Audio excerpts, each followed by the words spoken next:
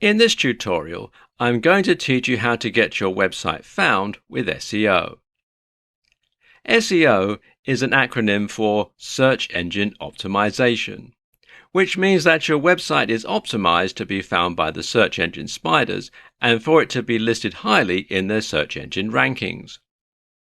It's important for your site to be properly optimized for these search engine spiders, as many internet users use search engines such as Google and Bing to find information and products they are looking for. If your website can be listed for the keywords or key phrases they're searching for, chances are high that they will reach your site and be willing to purchase from you. Keywords and key phrases are the words and phrases a prospective customer would use to find your site via the search engines. It's the words and phrases they will input into the search engine box to find the information and/or offers they are looking for. It's important that you determine what those keywords and/or key phrases are for your business and industry so that you can rank highly for them and be found by prospective customers. Take some time to learn what these words and phrases are. Looking at the title pages of competitors' sites in your industry can help you to focus on the specific keywords and key phrases you need to rank highly for those words and phrases. Getting links back to your site from high-ranking and highly respected websites in your industry is key to ranking high in the search engines.